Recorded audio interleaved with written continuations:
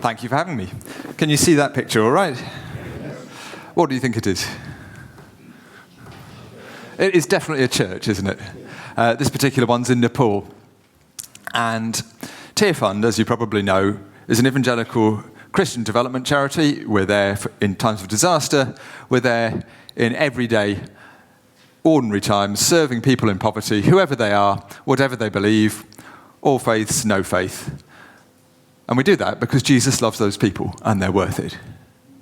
And we also do that because we want to show God's love in action. We've got a secret weapon, which is the local church. So the church, as you probably know, is the world's biggest network. There are churches in remote places where there's no other organisation. It's a wonderful way to work. But we'd probably work that way even if it wasn't so good, just because we love it so much. Thank you for having me. I wanted to say thank you for all the support you've given to TearFund over the years. And I had a check, and the oldest record I found was from the early 80s. So you've been doing this a long time. Thank you. It wasn't quite as early as that. It wasn't until the 90s that TearFund discovered the impact of climate change on the people we work with. And we started seeing things changing. And the first thing we saw was the number of disasters just starting to get worse. It was just happening a little more often. Am I pressing the right button on the clicker? Switch it off on the side. Ah, that would be it. Let's try turning it on. Fabulous. Okay, so this is from the Philippines, from Typhoon Haiyan, which was a record-breaking typhoon. It did more damage than any other one. It didn't kill more people because the Philippines has had a lot of practice preparing, but it was stronger and the financial damage was greater. And we're seeing this in many parts of the world, that there are worse disasters. Cyclones are not necessarily happening more often because of climate change, but when they do happen, they're often stronger. And we're seeing that in the Pacific, and also in the Indian Ocean, and in Latin America. So more disasters, and disasters with a bigger impact. Another disaster happening at the moment is across southern Africa. There is a drought. Here, where this picture is taken in Zimbabwe, TearFund is distributing food and also cash and working through our local partners and through the churches. But across, certainly in Zimbabwe, more than half of the population is now facing food shortages. And across most of the region, many millions more people are. Climate change has made that worse. There have always been droughts. There have often been, as in Zimbabwe, dismally poor governments that make it worse too. But the effect of the climate is pushing things even further. But it's not just times of disaster, it's everyday, ordinary times. I love this picture. This is fishermen in Lake Victoria. And all around where we work, we notice that people depend on the environment. So our focus is serving people, but those people depend on the rest of God's creation. And that's particularly obvious with fishing.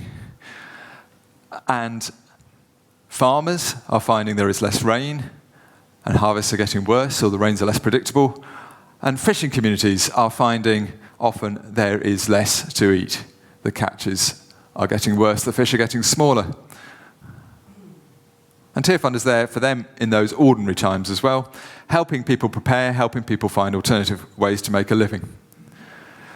That's one part of it. But the other part is to connect the church, this global network, and bring this message back to churches in wealthy countries like ours, because we can do something about this too. So I think climate change is our generation's problem. We didn't look for it. We weren't expecting it. Well, most of us weren't. But it's our generation's challenge. How will we respond in these times that are out of balance? So I wanted to show you a film next. This is illustrating just the impact on everyday life in a farming community as the climate changes.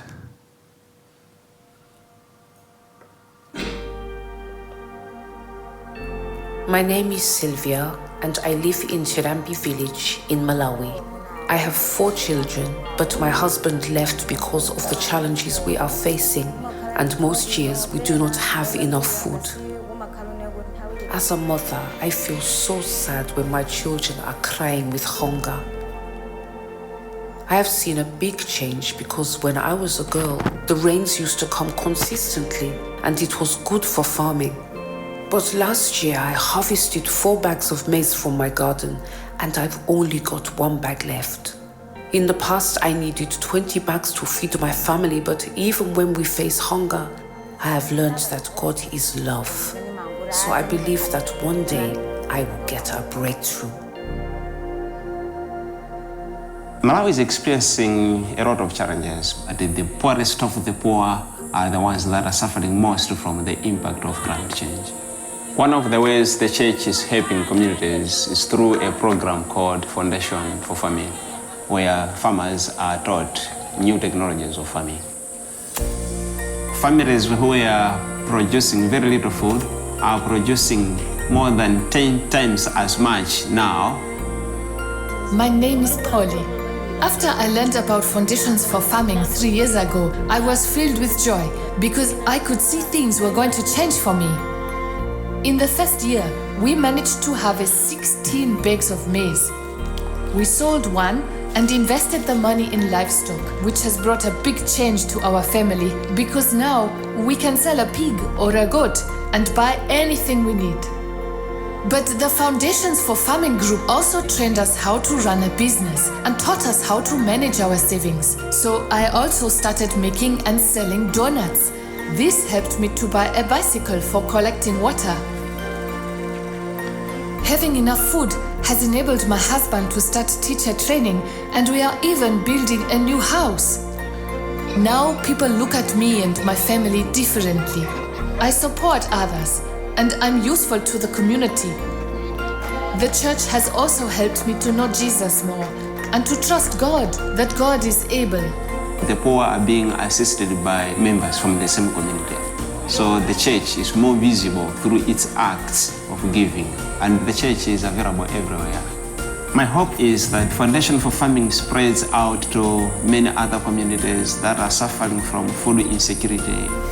This is a year of hunger nationwide in Malawi. At the moment, my family are only eating 1 meal each day, and sometimes my children don't have enough energy to go to school. But I have started Foundations for Farming, and I hope that this will be my breakthrough. So I am going to work hard. To me, giving like Jesus means giving unconditionally to the people who cannot give back. Your support can help more people transform their lives.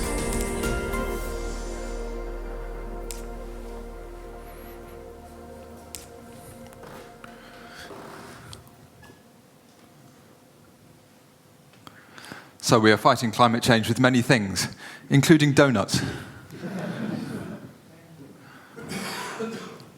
Another aspect of climate change. So my job is campaigning. And one of the things that gets me excited is how unfair this is. How many Bangladeshis do you think it takes to emit as much carbon as an average Brit does in a year? Do you think that's going to be 21 Bangladeshi people, 33 average Bangladeshis, or 45? What would you guess? I'm hearing more 45s, but it's 21. On the whole, it's Bangladesh that's feeling the impact of climate change much more than we are here. And on the whole, there are exceptions. There are some very rich Bangladeshis who live amazing lifestyles. But mostly, the people of Bangladesh are not the ones who put most of that carbon in the atmosphere. But mostly, they are the ones feeling the pinch now. It's countries like Bangladesh where the sea level is rising. People are being pushed out of land they've been able to farm as first the water table rises and salt gets into the fields, and eventually, as the water itself starts to arrive, people have to migrate. And Bangladesh is very crowded. There's not many places to go. So that injustice is really important. It's not just an emergency. Climate change is an emergency. It's a huge injustice as well. But having said that, it also affects rich countries.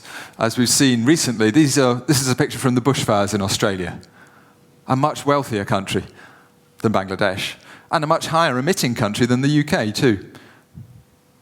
they've never seen bushfires like this. And I was talking to a colleague in Tyr, Australia, just a week or so ago, and she was, because of the time difference, it was late evening, and she was saying, it's 40 degrees where I am now.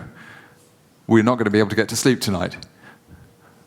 They've never seen weather like that before.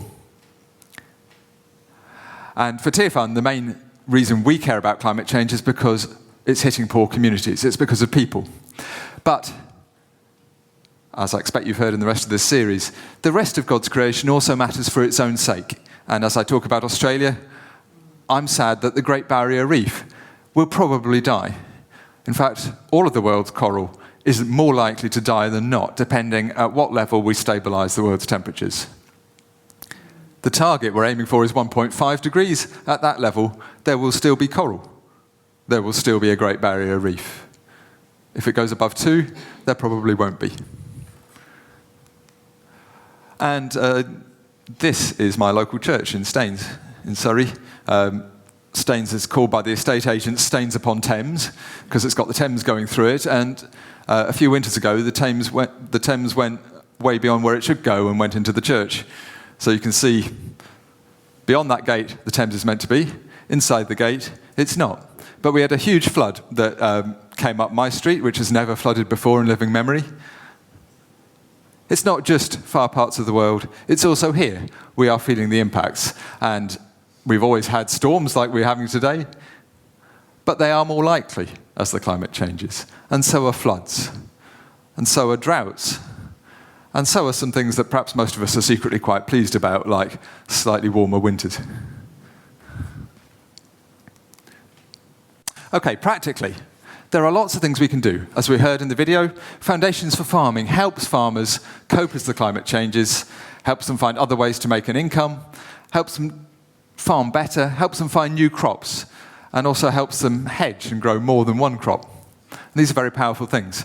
Here's another. This is water harvesting. So here in a very dry part of North Kenya, you can see a great water cistern and a channel going to it. And where the photographer is standing is a school. And the school has a roof, and the roof has gutters, and the gutters, when it does rain, feed down that channel and into that cistern. There are many ways we can help prepare as the weather changes. And here is another. So this boy in Uganda is getting to do his homework at home. I often find adults are more excited about this than children. But it is a great breakthrough. So through having a solar panel on his roof and a solar lantern that it charges, he can do his homework at night. Previously, people just couldn't, and it was dark, or they used kerosene lights, which are much more expensive, take a big chunk of income, and are dangerous too. The smoke gives people breathing difficulties, and they're very easy to knock over and cause fires. A solar lantern is much better, and at the same time, it's pretty much zero carbon, whereas a kerosene lantern is burning a fossil fuel. So this is a great example of how poorer communities adapting to climate change also helps tackle the climate crisis itself. And as well as that, it's a small business. So here are some entrepreneurs with a local solar business. There are many of these, and TearFund also works in Tanzania. We're working with churches to put solar panels on their roofs and help their congregations get solar panels cheaply by pooling their funds and buying them together and getting a better deal.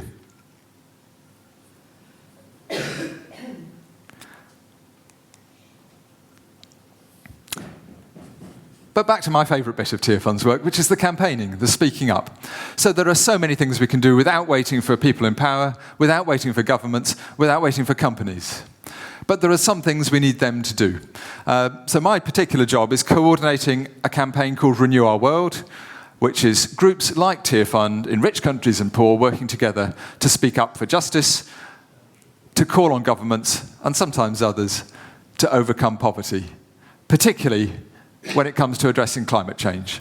So here in Mozambique, I love this, they have marches, and African marches tend to involve a lot more dancing than marches in Britain. They're a great event. But this particular one was not just a march, it was a march and litter pick combined, and that's why they're wearing these great red gloves. So Plastic pollution is a major issue in Mozambique. They're calling on the government to ban plastic bags, as more than 100 countries have around the world, particularly in Africa. And they were cleaning up plastic litter as they went. It was a brilliant signal. I really loved that. Here is a different aspect of campaigning. So that's my friend Simone, is the woman there. She and I went to the COP climate talks in Madrid last December, which were pretty dismal. And one of the reasons they were dismal was because of Brazil. She's a Brazilian. She had organised a petition from church leaders in Brazil to their leaders. And here she is presenting to the leader of the Senate, who is, we don't really have an equivalent. If we did, it would be the Speaker of the House of Commons, but it's a more powerful post than that. And he wasn't very keen to do what we were asking him to do, but he was forced to stop and listen to us and accept our petition. And that's partly because he knows it's important, and it's partly because of the power of the church in Brazil, and it's also because Simone is an unstoppable force of nature. But I love it when the church speaks up together. And that's part of the power of being a global network. We can take what happens to one part of the body, and other parts of the body can speak it. So in Brazil, in Mozambique, and here, and hopefully next week, as they're about to join in Canada as well, we can take this message to our politicians. And in Brazil, we particularly need to get that message across, because Bolsonaro is a very interesting figure.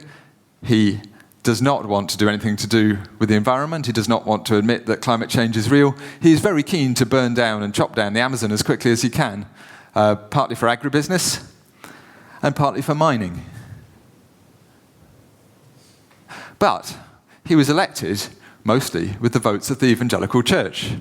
We have a route into him to help him change his mind on that and help his government too. At the same time, it's quite dangerous. Brazil has always been quite violent, especially in the Amazon, and it's getting worse. So my friend Simone really does need all of her courage to do that. So it's easy for us here, but I've got a piece of campaigning I'd like us to do together this morning, and this is about plastic waste. So did you know 2 billion people around the world don't have their rubbish collected? There's no form of waste collection near them. How often do your bins get collected? What would happen if they missed a week? Would that be okay? Yeah. What would happen if they missed every week for a month? How would that be? What would you do with all that rubbish as it piled up? Would you put it in your neighbour's bin? What would you do? And then imagine nobody came for a year. What would your community look like then? And here is a river in Brazil. So people often get rid of rubbish by putting it in rivers and watercourses. And it's always been the case, that was a problem. But now so much of the rubbish is plastic, it doesn't degrade. It's still there months and years later. So can you just bring Henry VIII to mind for a moment? Yep. Imagine Henry VIII. Imagine he's at a feast, maybe it's one of his weddings. Imagine he had a 2-litre bottle of Coca-Cola. And being Henry VIII, I'm sure he would drink it. He might share some of it. I'm sure he'd have more than anyone else. Imagine at the end of the feast, he threw the empty bottle away. That bottle would probably still be with us today.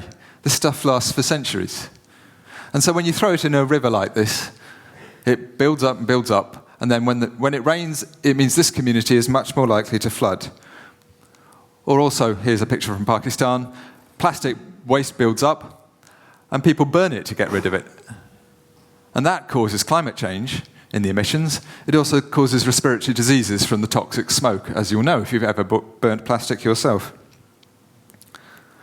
So one way we can tackle this is through the biggest companies that produce the most plastic in the world are Nestle, Unilever, Pepsi, and Coca-Cola. And if any of you work for any of those companies, I'd love to have a little chat afterwards.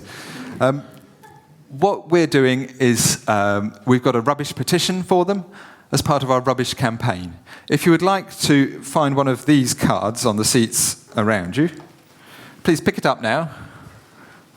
And if you agree that you would like these companies not to be rubbish and to stop selling so much plastic, Firstly, to report how much they sell in each country.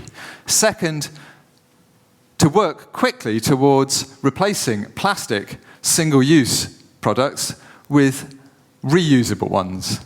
And thirdly, to recycle more of the plastic they do use. And fourthly, at the moment, a lot of recycling happens informally by waste pickers. We want them to do it in a way that doesn't destroy those waste pickers' livelihoods, but makes it safer and better paid and more dignified to be a waste picker. That's what we're calling for. We're in talks with all of the companies. Some of them are making good progress. Some of them just are intransigent and don't want to listen. So if you would like to add your voice to that, that would be very helpful. We don't give these cards to the company. We just tell them how many people and where in the world are joining the petition. But I'd love you, if you would like to sign it now, to add your full name, your address, and your year of birth, which is just so that if you want to stay in touch with TearFund, we don't send you youth stuff unless you're under 25. If you want me to send you more campaign actions like this, please fill in your email there, and I will. I'd love to. If you'd also like to hear by post, there's a box to tick. And if you'd like to hear about the rest of TearFund's work, there's a box to tick there too. Also, in your own life, if you'd like to take a plastic pledge, 40 days, like Lent, we're asking people to take a plastic pledge for Lent and give up any kind of single-use plastic you'd usually use. And we hope that will be an act of solidarity with people where plastic is more of a curse than a blessing. And we'd also like it to be a habit that goes beyond that, if you find you can. But also each time you find it slightly inconvenient, we'd like you to make that pledge an act of worship during that 40 days. So I'll give you a minute, if you'd like to fill in the cards. And as you leave, then either if you're going through for tea and coffee, I'll have a stand in there and you can give it to me. Or if you're going out the back doors, there's a little basket on the table and you can put it in there. And if you haven't got a pen, there are pens at the back too. So let's take 1 minute or so to do that.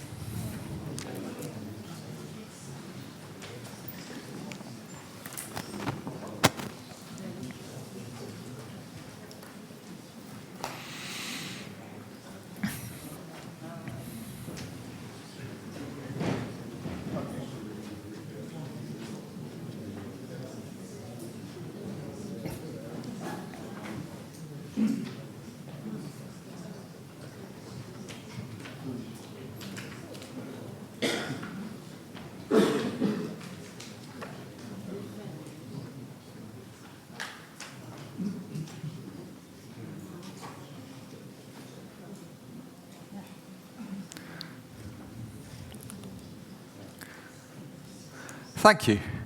And please continue doing that, but I'll carry on by talking about a bigger picture. So that's a particular niche ask of climate change to a few companies. But climate change won't be solved just by any one company or even any one country. Does anybody recognize this lady, the one in the silver top? She's been in the news in the last couple of weeks. She is Claire O'Neill, who was the government's lead on the climate talks this year, but has just been fired and was very cross about it.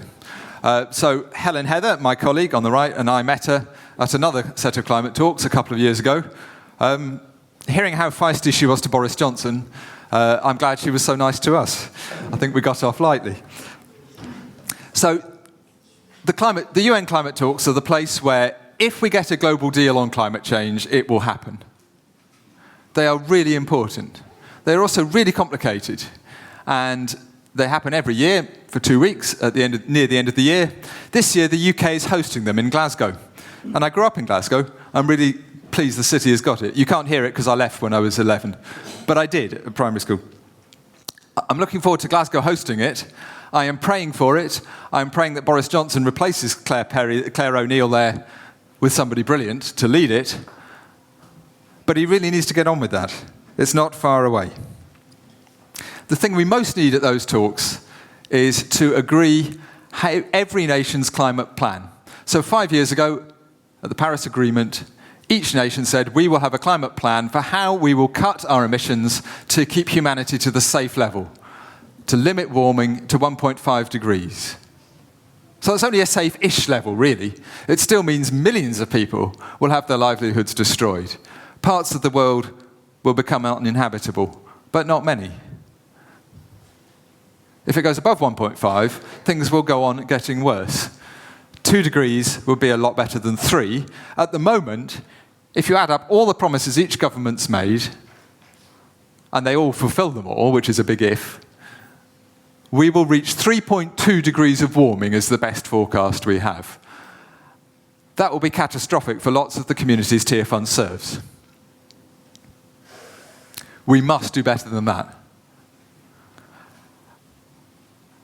Now, as you've heard, I expect, in other talks in this series, carbon, once you emit it, stays in the atmosphere for decades. The warming we're already seeing is mostly because of things that happened many years earlier, even decades earlier. So we have about 10 years in which to halve the world's carbon emissions if we're going to reach 1.5 degrees. At the moment, they're still going up, although a bit less fast. We need a massive change in a short time. And I can't see that happening unless there is an agreement, and a strong one, at these climate talks. So please hold those in your prayers. And then be encouraged by the Paris Agreement, where we did get a breakthrough climate deal. It really happened. All of those countries agreed something amazing. And our prayers and our campaigning were answered. And TearFund's job, there are many others doing the same thing that we work with, is to take the voices of poor communities like this one in West Africa and take it to the places where powerful people make decisions that affect those people so profoundly.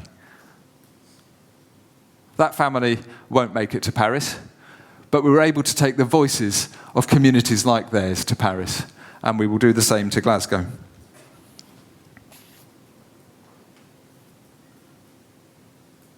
In a way, that's the most important thing we can do.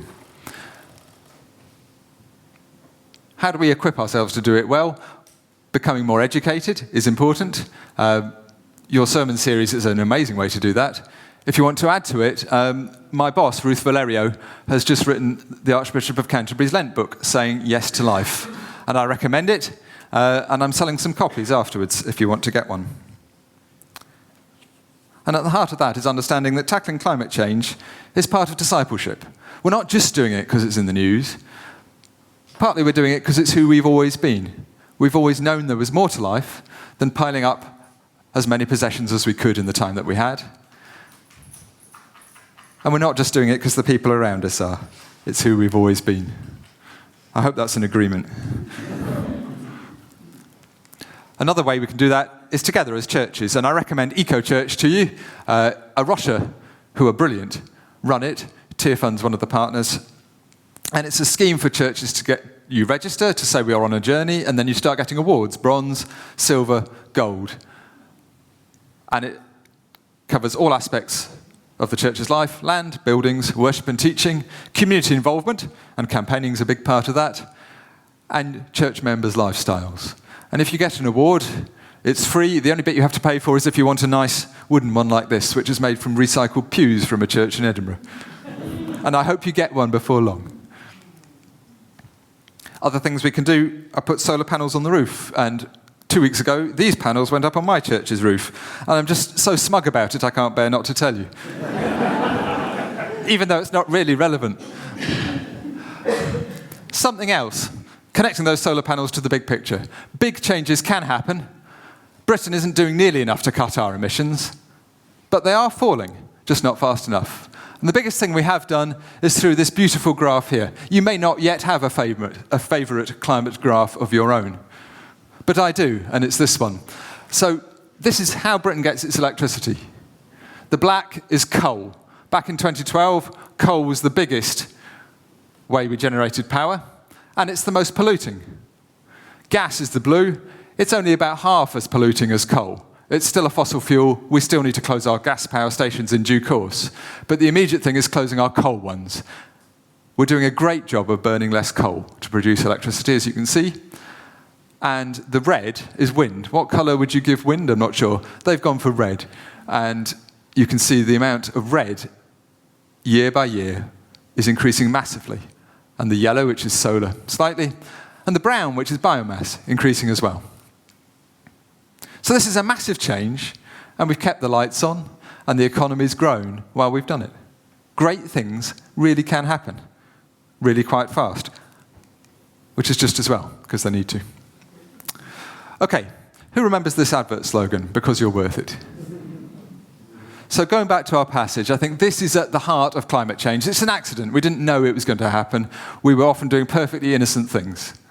But at the heart of it, I think, is the idolatry of consumerism that says, my treasure's on earth, my treasure is the thing I care about most, the place I get my identity, where my security is, the thing I serve, the things I look to, are not God, they're just things. Even if they're not bad things, like having enough to eat is a good thing. Having a warm home that keeps the wind out is a good thing. Having beautiful tasting clothes is not a bad thing. Hair care products, there's nothing wrong with them. But where's your treasure? What are you basing your identity on? Is it the things you buy, your consumer choices, or is it whose child you are? God's.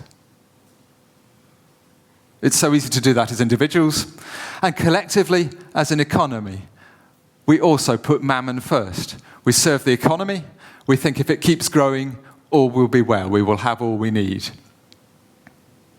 I think in the era we're in of climate change, the economy can continue to grow, but we need to find different ways to do it. We're trying to do that with the world's poorest communities, with different ways to farm, with different ways to light your home, with different ways to get rid of your rubbish and to reduce how much there is. But we need to do it differently as societies and as a world, and that is a huge challenge. We can't do it without the church's prayers, and we can't do it without raising our voices. And we also can't do it without changing our lifestyles. So I wanted to end by saying some of the things we can do in our individual lives. You might have heard these before in the series. You might hear them again, but they're worth repeating. So if you only do, there are many things we can do. Climate change is huge and multifaceted. And at the heart of it is that choice of making God the person you serve, not mammon. But practically, one of the best things you can do is switch your home power supply to clean energy. Eventually, the UK will have cleaned up our grid completely, and we're on track to that, as we saw. But in the meantime, switching to a clean energy, to a 100% renewable electricity supply is well worth doing. Flying less. In your own individual life, WWF have a great carbon calculator. I recommend it. And that will show you how much more damaging flying is than anything else most of us do, unless you happen to own a coal mine or something like that. I'm not saying we need to cut out flying completely, but we really need to fly less. And electric planes, the first one flew a commercial flight last year. It's a 6-seater plane in Canada hopping around a harbour. It's not coming to Gatwick anytime soon. So I think for the next 20 years or so, at least, we just need to fly less. Maybe after that, we'll be able to do it sustainably again. And I love flying. I'm looking forward to that time. Switching to electric cars. Again, this is a really powerful thing if you have a car now. Making your next one electric is one of the most effective things you can do. And eating less meat, especially beef and lamb, is also remarkably impactful. And I recommend WWF's carbon calculator, and you can work out how much of a difference it would make for you. But the thing I think we most need to do is keep our joy and our hope. Because as we serve God, not mammon, we know He is more powerful than the carbon and all of the world's governments. And we can hope that we will get to where poor communities, like the ones TearFund serves, needs us to. And so for that, I wanted to remind you, don't turn into eco-Pharisees and don't lose hope. And I love this picture of my boss kissing a giraffe. That gives me joy, and I hope it does you.